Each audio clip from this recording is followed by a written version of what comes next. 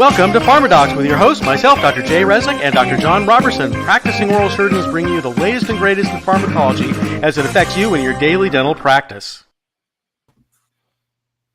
All right. Whoop, there we are. Here we are. Hey. Good evening, John, and welcome. Hello, Jay. How are you?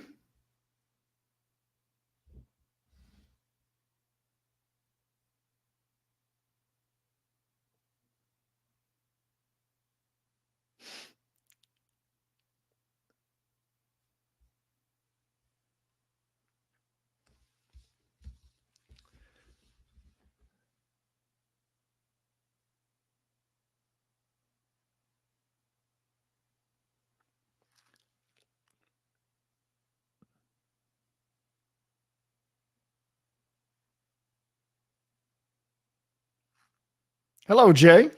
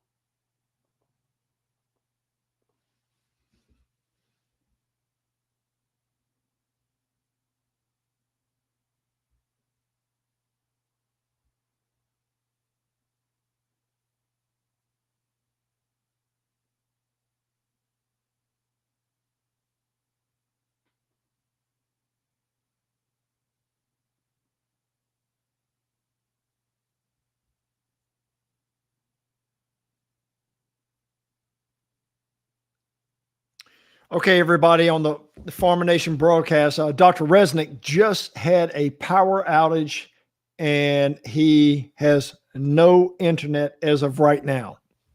So bear with us just a second and hopefully we'll be back and get this going.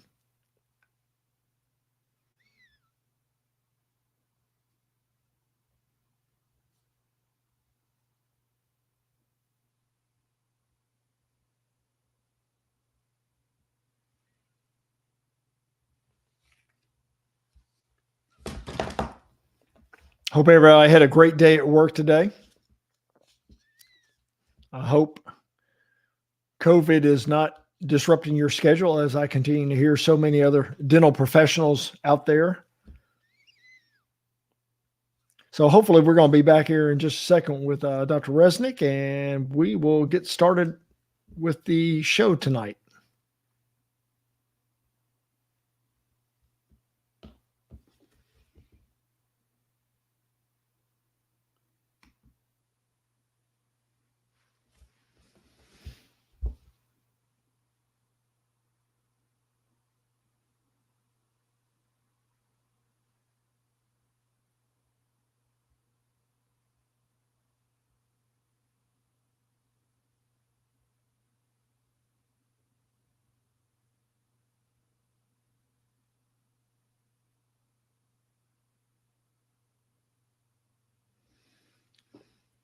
John, can you hear me?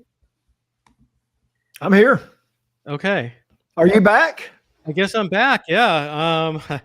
I've got battery backups on everything, and I guess the one thing I didn't have a battery backup on was the one thing that we need for internet connection. It just went blank. We've been having real high winds, Santa Ana winds, which we normally have this time of year, and blowing 15, 20 miles an hour up to 30, 40, 50 mile an hour gusts. And so I guess the power went out for just at the wrong time. Okay. Well, but we're back now. Okay. Awesome. Let's get going. Okay. So the first drug that we're going to talk about is Njmo. Njmo. Yeah. Just for you, Jay, huh? Yeah. How you like Njmo? What was that other one that Res U Rock? The other one? Res U Rock. Yeah. Yes. Yeah. Another one. Boy. So this is Njmo, which is sutimlimab. which remember we talked about the different, how do you tell the different UMAB drug or MAB, the monoclonal antibody drugs, how to tell kind of what category they're in or how they're named. This is a SITIMLI MAB, which means it's an immune modulating drug. So that's the category that it's in. So right there, we know immune modulating. So we got to start thinking it's some type of autoimmune disease that this medication is being used for. Exactly. Okay? Exactly. So, and you did such a great job explaining that just with different letters on the like LIMAB, you know, what type of, you know, immune modulator that it was. Right. But, you know, Jay, this is used for CAD. Now, our audience out there might be thinking, coronary artery disease. That's right. Coronary they might artery be disease? thinking coronary artery disease because, you know, throughout the show, we have continually talked about how important it is to know these acronyms that are placed on a health history, you know? Yeah, because we see them all the time. Like if somebody did, you know, they just put IE. Well, do you just blow that off even though they put down infective endocarditis? Yeah. All right. Yeah. That's a patient that's going to need some antibiotics before you treat them. All right. There can be no excuse. Well, I didn't know what IE was, but no, CAD is not coronary. That is. Yes. Yeah. So it's not coronary artery disease. It's cold agglutinin disease. Yeah. Which is totally different. And this is another autoimmune disorder. Right. That is affects the circulatory system because you've got these antibodies that are normally directed against bacteria. For some reason, they are directed against a person's blood cells, especially the red blood cells, especially when it's cold, and causes the blood cells to agglutinate. The IgM antibodies, you know, because it is a very rare autoimmune hemolytic anemia. Basically, that's what it is. Yeah, so it's not something you see very often. In fact, I don't think I've ever seen one in my practice. But it's still something that you need to know about because you're going to have, you will have a patient. I have a patient. I got to go over her medical history. I just saw her, did surgery on her on Monday. And you talk about patients that have complicated medical histories. This patient had history of she had a thyroid cancer, followed by breast cancer, followed by leukemia, followed by coronary vascular disease with a heart attack. And now she's got coronary stents, and then she's become diabetic. And this is a patient that comes in that wants to go to sleep to have surgery done. And even under local, she's at high risk. She had an MI like 7 months ago. Oh. And so you're going to, we see more and more of these patients in our practice who basically wouldn't be alive coming to our offices 10 years ago, who now are living fairly productive lives with a laundry list of medical problems, but it puts them on the edge when they come into your office. And so you've really got to be on your toes. And so something like cold agglutinin disease is not something that you're going to see very often, but especially if you're going to be sedating a patient like this, you want to make sure that they're adequately oxygenated. Because even though it may be warm in your office and they're not necessarily their red blood cells are not agglutinating, they still may have some anemia because this when these red blood cells clump together, they're broken down and destroyed. And so these patients will have a lot of symptoms that you see in anemic patients, like they may be tired, they may be dizzy, they may have headaches, cold hands and cold feet. Which you see, pale skin, which you see in someone who is anemic, but also because of the breakdown products of the red blood cells, they may also have blood in their urine or dark urine. Right. They could be jaundice. They may have chest pain with minor exertion. They may have pain in their legs because of small clots. They could even have small clots that go to the GI system that causes vomiting or diarrhea. Jay, just backing up a little bit, when you're talking about that patient you're just treated with all of those medical problems, you said, she's living longer, number one, due to the advanced surgical interventions that are out there. Yeah. And number two, the long list of medications that we now have, the advanced medications that we now have. I would be curious to know, because we've used this before, the Robertson rule of 3, how many medications was she taking for one disease state? Was she taking more than 3 medications per disease state? I can't remember everything she was taking. I'll have to bring the list next time. Yeah, I mean, But she's definitely on a laundry list. Right. So every time a patient is on 3 medications or more to control one disease state, that's a red flag. Yeah. And I tell you, Jay, I really start thinking about not even using that word red flag anymore. I'm really starting to think about a lit fuse, because sooner or later it could be a ticking time bomb in your office while you're treating them. All right. Exactly. And they don't have just one disease state. They have multiple disease states as well too. Yeah, that's for sure. Yeah. It's rare to have a patient these days that just has one thing wrong with them, one disorder. They usually have multiple. So you got to be able to understand what they have and manage that in relationship to your dental practice, and make sure that you don't put them over that edge. Well, the more medications that they have, typically the higher they climb in the ASA scale. Yeah. So therefore you have a go from a low risk to a high risk patient. And like you said, even under local anesthesia. Yeah. Even under local anesthesia, patients are at high risk, and you've got to measure those risks and decide, is this a patient that you want to treat in your practice? Especially if you're a general dentist and you don't have a lot of extensive medical training, you've got to decide, is this a patient that I really want to treat in my practice? Do I feel comfortable, or would they be best being referred to some residency program where they're in the hospital? So if the patient has an issue, they're already in the hospital and can be managed there, because you don't want to have a medical emergency in your dental office. But our Jay, goal if you make that is decision, to have 0. Yeah, but I mean, we'll never have it. Look, the risk of medical emergency will never be 0. Right. Okay. So if you make that decision to treat that patient and they do have an issue, you're going to have to thoroughly and correctly respond to the medical crisis that is now occurring in your office. Exactly. Period. And you got to have those tools, and you've got to before. You don't want to wait until something happens that you have to learn how to deal with it. You want to basically be trained ahead of time. Absolutely. And so that's why, even if you're not giving IV sedation in your office, you want to be trained for medical emergencies in your dental office, because they occur, some more than others, some more frequently than others, some very rarely, but you've got to at least have a general idea of what category, what's going on, and what to do, other than just call 911, because it could be 5-10 minutes before they get to your office. And if there's something you can do to intervene before the paramedics get there, you certainly want to have the tools to do that. Absolutely. Totally agree. You'll never get me to say anything different about that. Yeah. I mean, so many malpractice companies out there preach preparedness, but you got to give your dentist the tools to practice preparedness. Yeah. Okay. Which they don't.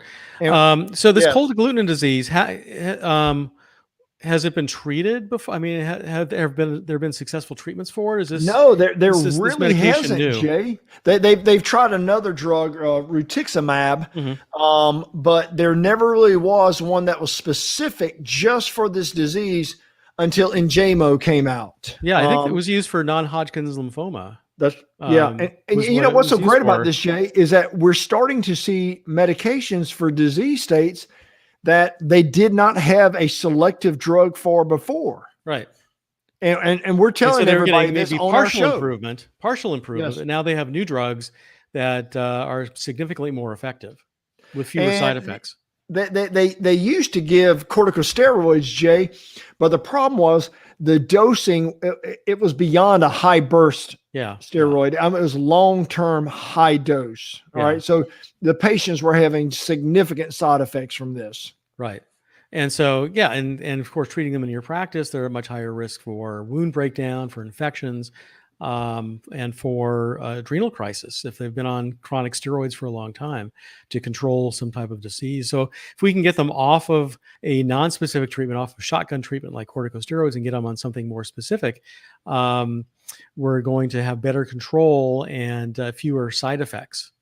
And Jay, also a lot of people with this CAD also experience the pain or the bluish color in their fingers that are associated with like Raynaud's phenomenon. And Yeah, if you know of anybody exactly. with Raynaud's, they're miserable when it gets, when they Oh start to yeah. hurt. Yeah, every once in a while when I go skiing, I get that. I get my fingers get cold, and it get the incidence gets higher as you get older. And if it's just by itself, and it's primary kind of idiopathic, it's called Raynaud's disease. But Yes. if it's associated with another disorder, such as another autoimmune or infections or something else, then it's Raynaud's disease or phenomenon rather. Phenomenon. Phenomenon. That's Disease correct. is when it's by itself. When it's by itself. That's Yeah. correct. Yeah. All Okay. right. So again, as far as our dentistry is concerned, when you have patients taking this medication, you will have an immunocompromised patient. So consider your choice of antibiotics for this patient as well, if you're doing an invasive procedure. Most definitely. And consult with their physician before you treat this patient. Yeah. All right. So the next drug is used as a intravitral injection, and that's Bismo. Yeah, that's injected directly into the eye. Correct. Yeah. And so why are we talking about that? We're talking about this drug is used for macular degeneration or diabetic macular edema as well. The generic is Faricimab, which it has that CI in front of the MAB, which means it's a cardiovascular target for this drug. Yeah. That's just great stuff right there. Yeah. So the target of this drug, it's got two targets. One is the vascular endothelial growth factor, VEGF, and then also angiopoietin 2. And basically the mechanism there's two types of macular degeneration. There's wet and there's dry. So dry is the more common, and it's basically due to you see it basically as we age. Over the age of 50, it becomes much more common, and you get these deposits called drusen under the macula, which raise the macula from the surface of the eye and interrupt vision. You can get blurry spots, or you can get areas of vision loss, waviness in the vision. But this drug is used to treat wet macular degeneration, which is also age-related, but it's much more rare. It's about maybe 10, at most 15% of the cases of macular degeneration, and that's when there's a vascular leakage, leaky blood vessels that actually leak serum and fluid under the maculum, and that under the macula, that raises the macula, and that leads to much more rapid and significant vision loss than dry macular degeneration, which can happen over a longer period of time and be much less severe. And, over time, because this affects all of us as dentists, I mean, our vision can worsen. The ability to do things, such simple things as read, drive, recognize faces. And of course, can you imagine trying to do dentistry with this? Yeah. When you see wavy line in your sharp spot, in your macula where your vision should be sharpest, you're seeing wavy lines or a little piece, little bit is missing, makes it very hard to practice dentistry. So, it's something that we got to look out for, and that's why regular eye exams are so important, and especially with what we do, we really rely on our vision pretty significantly. Absolutely. Yeah. Okay. All right. So, all right, now we're going to move into a segment that we thought would be great for the Pharma Nation, because it's very important about adverse drug reactions. Right. And we thought we'd come up with a list, and we have come up with a list of the top 10 drug-to-drug interactions, and we're going to cover one per show. Yeah. But I just like to just go over this list, Jay. The number one is going to be warfarin or Coumadin and NSAIDs. Right. All right. Yeah, that's a very common. We see that in the office all the time. Absolutely. Number two is Coumadin and sulfa drugs. Number three, Coumadin and macrolides. Number four, Coumadin and quinolones. Yeah. Number five, Coumadin and phenytoin. Yeah, Dilantin. Number six, ACE inhibitors and potassium supplements. 7, ACE inhibitors and spironolactone. 8, digoxin and amiodarone. 9, digoxin and verapamil. and 10, theophylline and the quinolones. Yeah. Okay. And a lot of these are mediated through the cytochrome P450 system, where one medication interferes with the metabolism of another one, which causes the blood level of that one medication to go off the charts. Right. And But of course, so I just looked through this chart. Of the top 10 right here, we're involved in 4 of these because yeah. as dentists, we can prescribe 4 of these different classifications of medications. Yeah.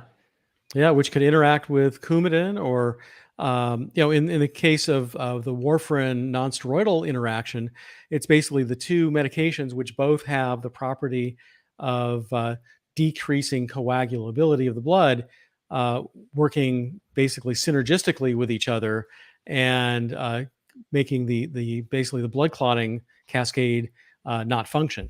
Right. And we've gone over this before on PharmaDocs about NSAIDs, COX-2 inhibitors, Yeah. acetaminophen as well too. And so you should, by now, audience, you should know all the NSAIDs out there, but there are quite a few because we did want to go over that large list, and we'll be making an announcement here shortly. You'll be able to go back and look at some of that here very soon. But the impact that the Coumadin and the NSAIDs had, there's the potential for a serious gastrointestinal bleeding issue for the patient. Right. All right. Which is going to make them wind up in the ER. Okay. Yeah. And not only gastrointestinal bleeding, but bleeding from your surgical sites, bruising, internal bleeding. All those things are risks when you combine these two drugs. Now, I have patients that are on Coumadin that their physician, their hematologist tells them it's okay to take nonsteroidals. And there are others where they say absolutely not. Because, we use mostly nonsteroidals. We use ibuprofen as our primary post-op pain medication combined with acetaminophen. And when we have a patient who is on Coumadin or Eliquis or other anticoagulants, we've got to think twice about what our post-op pain regimen is going to be for our patients. And so this is a directly relevant topic to the practice of dentistry. When you look at the patients, the medications they're on, it used to be normal that if somebody was on an anticoagulant, you would take them off of it for surgery. Correct. And we just don't do that anymore because what we found, we can manage the bleeding. So we can manage the bleeding locally, plus the risk of taking them off of that anticoagulant, especially if it's stopped abruptly, just tell the patient, don't take it for 3 days. They become hypercoagulable, and their risk of stroke and heart attack goes way up. And of course, Absolutely. It's not worth the risk. I had a patient who, I think they were having nasal surgery, and they were on Coumadin. And so they had them go off the Coumadin specifically for the nasal surgery, and the patient had a stroke. So this happens. It happens all the time. And that's one thing that both of us in our separate lectures always tell the audience, and we've told them this on this show here too: never abruptly stop a patient's medication without a consultation. Right. Yeah. Or if you didn't put the patient on that medication, you're not the one to decide whether you should stop it. You've got to talk to the person who prescribed it, and they've got to be the one that decides, does the patient need to be on it? Can they be taken off of it for the procedure that you're going to do? And of course, you've got to be sure to really educate the physician who you're talking with about what exactly is it you're going to do? How invasive is the procedure you're going to do on this patient that you think they might need to be taken off of an anticoagulant or maybe not? Because physicians don't understand anything about dentistry. They can't even name the teeth. All they know is there's front teeth and back teeth and upper teeth and lower teeth. They don't know buccal from lingual. They can't even say buccal. It's always there's buccal. Something on the buccal. Yeah, exactly. And so, it's not, of course, in the old days when we used to get patients and we would think about getting them off of anticoagulants and put them on heparin for a short term, and then the low molecular weight heparinoids were in use for a while. you would explain to the physician what you're going to do, and you'd get a reply back, okay for dental work, because they just have no concept of what it is we do and how invasive what we're going to do may possibly be for their patient. So, and it's also interesting that you could use a COX-2 inhibitor if you felt like, I want to give this patient an NSAID, but they're on Coumadin. Again, let the physician know, hey, I like to start them on some Celebrex and some acetaminophen. Or if it is like I said, an invasive procedure that you typically do a non-steroidal and acetaminophen, you might want to switch to a low-dose opioid with acetaminophen. And one I like to use is Tramadol. I love Tramadol. I tell patients to take acetaminophen and Advil, and if they need a little boost to it, then mix in a half a Tramadol or a Tramadol. And generally we're okay, but there have been some reports that show that Tramadol could also increase INR. Right? And international believe it or normalized not, ratio of acetaminophen, Jay, greater than 2 grams per day for a long period. Remember, though, the great thing about dentistry, we're doing this for a short period, okay? And some studies have shown greater than 2 grams per day could affect the INR as well, too. That's not much because, an extra strength Tylenol is 500 milligrams. And if they take 2 of them, 1,000 milligrams, 3 times a day, that's already 3,000. So if they're on that for long term, like more than a week or so, then you could definitely, even though they're just on acetaminophen, can disrupt their INR. Well, Jay, you're going to be like me. If they're hurting after a couple of days, they need to come in and let me take a look. Exactly. Okay? What we do shouldn't hurt more than a couple of days, and if it does, there's something wrong. That's right. Yeah. That's exactly right. Okay, so that wraps it up. So, all right, Jay, do you want to do the honors of telling everybody what's coming? I'm going to let you because it's your baby. Well, I'm right there with you. We are very pleased to announce a brand new concept in pharmacology update for dentistry. We are working with an outstanding company based in Dallas, Texas called Smart Training. Jay and I have developed a program called PharmaDent. This is a 15 category program that each category of medications, it's going to provide you 2 hours of CE.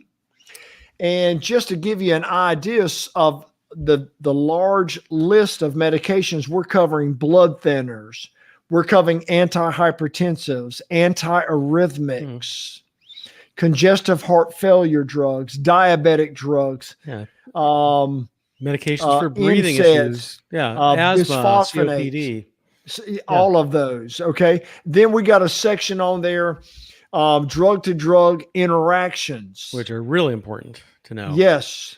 We've got a section in there. I write this drug, but my patient's on that drug.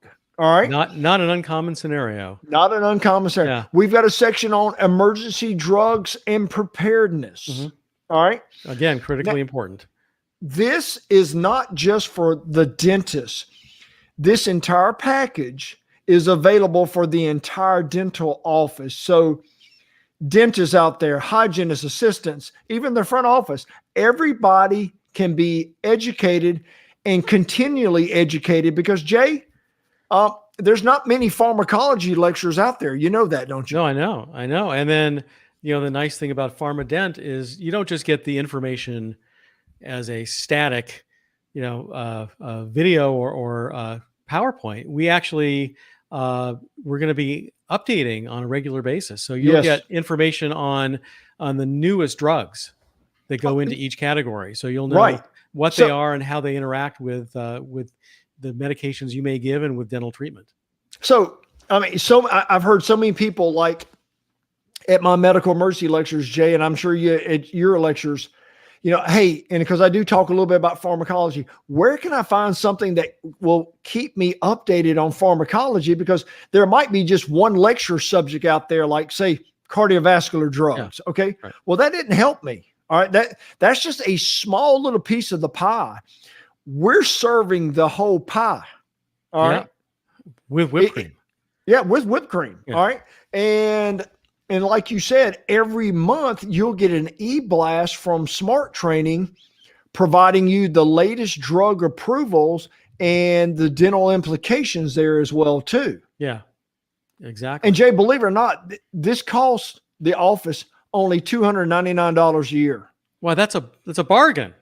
I mean, think about you can't even go out to dinner for that anymore. No, think about that. And that's everybody in your office. Because remember now, how many times have we told you that the dental assistant is going to go in before and look at the medications? Right. Or your hygienist is down there, before I treat this patient, now she can look through this list and feel much more confident. Yeah, they're seeing the patients more than you are. Yeah, and everybody's getting 30 hours of CE per year. Yeah. All right.